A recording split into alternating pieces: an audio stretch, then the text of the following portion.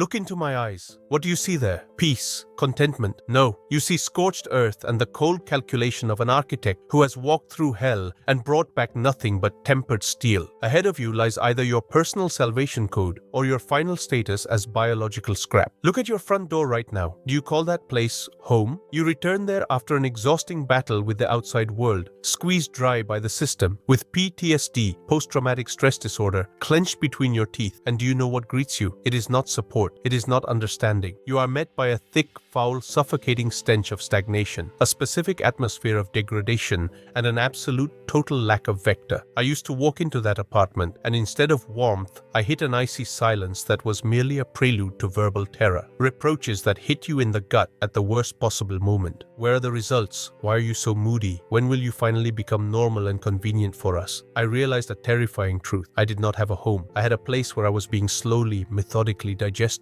To these people, I was not a person with a capital P. I was an organic substrate, a convenient donor obligated to maintain their fragile illusion of a normal life. My pain was merely background noise to them, something that interfered with their quiet television time and their consumption of a mundane domestic ration. My ambitions were a direct threat to their comfort zone, bourgeois tranquility. I was returning to a cage where every millimeter of the walls was saturated with the expectation of my submission, my capitulation to the gray. Right now, in this very second, straighten your spine, feel your vertebrae reclaiming your natural vertical of power. If you feel that those family walls are pressing against your skull, if you lack oxygen in your own room, it means you are already inside the stomach of a system you mistakenly, by some tragic misunderstanding, call a family. You have exactly 300 seconds to realize this fact. Either you conduct a radical mental separation, a total severance of emotional ties, or you will finally become fertilizer for their greenhouse. In nature, a predator does not pity its prey, even if it shares the same blood. Your family has chosen the role of the predator, and you have been designated as the meal. Either you change the access code, or you will be consumed by dinner time to the accompaniment of the evening news. This is the physical log of your decay, and only the architect can stop the timer. Your insight tax is the immediate distribution of this code. You are about to hear of a betrayal that sears the very foundation of identity. I will tell you about my biological default, the moment when a natural system denies protection to its own offspring for the sake of momentary personal consumption. My case was merciless in its cynicism. It was sterile in its coldness. The choice before my biological donors was simple: 90,000 for plastic window glazing and a damn swimming pool in a greenhouse that I never needed in my life, or the basic health of the successor. While my teeth were literally crumbling from unbearable pain and infection, turning every second of my existence into an endless physical hell, they chose plastic. This is not just a story about not being given money. This was an official denial of my survival. In the wild, this means only one thing: the biological system has written off the unit as scrap because it interferes with the resource consumption of the primary adults. But the peak of this filth, the point of no return, was a phrase that permanently rewired my code and finalized the death of any faith in blood ties. It was when the closest biological unit, my mother, looked into my pain-filled eyes and said to my face, "You'll die of disease just like your friend did." I'm not downsizing the apartment. They would rather see me in the cold earth than touch their stability in the form of a concrete box. To them, I had ceased to be a son. I became a failed investment that was obligated to yield a profit, dared not demand maintenance. This is the point where biology ends and economic terror begins. If you are still waiting for love, salvation, or even elementary empathy from such units, you are an accomplice to your own finale. You are feeding your executioners with your hope. Tear these illusions out with the meat before they take root in you permanently. In this world, you are either a valuable asset or trash, and your loved ones have already made their choice. Now the choice is yours. Remain trash in their eyes, or become the architect for whom their stability is nothing but dust beneath your boots. We move to the most terrifying stage: systemic blindness. I was 16 years old,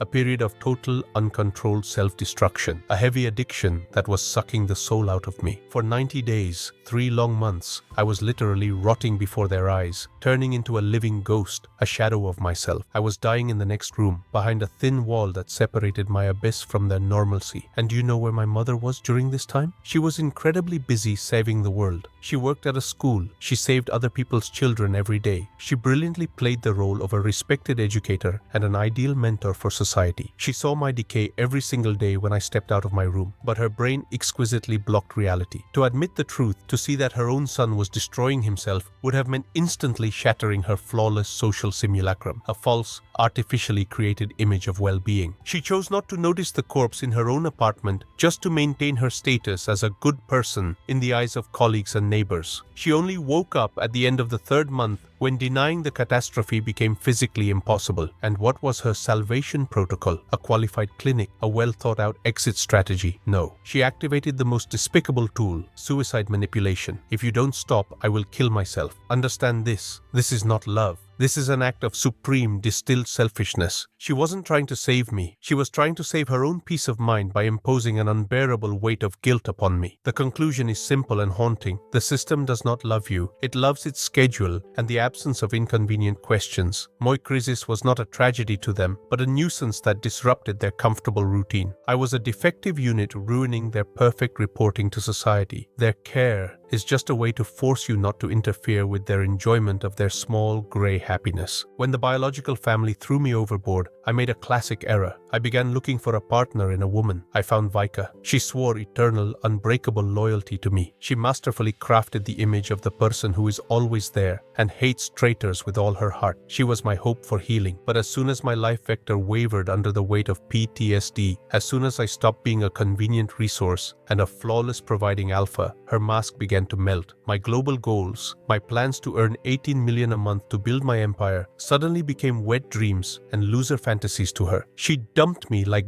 ballast at the exact critical moment when I needed a foundation, not a new, even hungrier consumer of my energy. And then I realized the structure of this systemic error. Vika was just a younger, more attractive version of my own mother. I was looking for a cure for betrayal, but I found the same virus, just in a different, more alluring package. She was a mirror reflection of the very system I had been trying to escape my entire conscious life. If a person calling themselves your partner devalues your path and calls your dreams empty in the moment of your hardest, most decisive battle, know this: that unit has already secretly authorized your successor. She is already looking for the next host to latch onto. Do not seek warmth in this simulacra of love. There is nothing there but cold calculation and a primal instinct to survive at your expense. They are not building a future with you. They are consuming your present as long as it is profitable for them. At 19, when I found myself in the epicenter of absolute scorching loneliness, when the world around me turned into grey noise, I created my first and only honest hierarchy. Malamute Lucky and Husky Tyson, two crossbreeds who became the only tangible truth for me in an ocean of lies. Dogs do not know how to be hypocrites. They don't need a pool in a greenhouse. They don't try to trade my loyalty for balcony glazing. They don't check my bank account before approaching me. They simply wait for my vector, the unshakable will of the pack leader. They are pure biology of loyalty, untainted by human poison and social programs. Look at Lucky now, as I record this for you. He is playing heavily. His ancient instincts are screaming to him louder than any words that his leader is backed into a corner in this concrete cage, amidst this suffocating stench of stagnation and family betrayal. He feels with every cell that I'm surrounded by enemies who hypocritically call themselves family while acting as an aggressive, hostile environment. Dogs are the only creatures in my life who perceive my PTSD and my rage not as a reason for more reproaches, but as a call for immediate protection. This is the most powerful moment of my personal code. When a beast turns out to be more loyal to you than those who share your blood type and surname. A pack is not what is written on a birth certificate. A pack is loyalty to a common vector until the final breath. Lucky is playing with me now,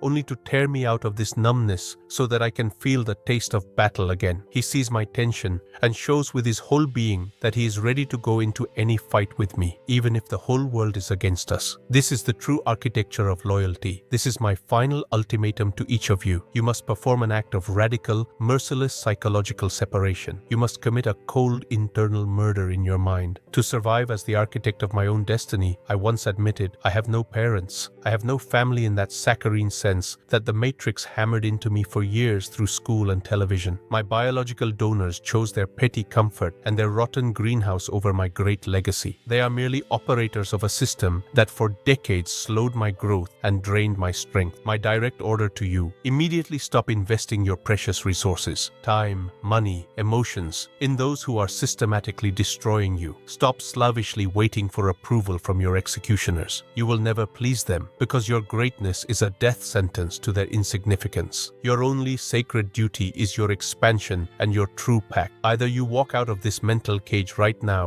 and build your own empire on the smoking ruins of their expectations, or you remain to rot in that greenhouse until your giant potential crumbles into dust. I killed the good son within me so that this lying system could not kill the architect in me. I chose freedom in solitude over slavery in the circle of loved ones. Expansion or death, there is no third path. Report in the comments below this video. Are you ready today to cut this rotten umbilical cord with parasites and finally choose your pack? Code accepted. Separation complete. Pack hierarchy restored. Your time of procrastination is officially over. Space demands your new, pure, and furious power. 10, 9, 8, 7, 6, 5, 4, 3, 2, 1, 0. The system confirms the execution of the protocol. Begin the takeover of your reality in absolute silence.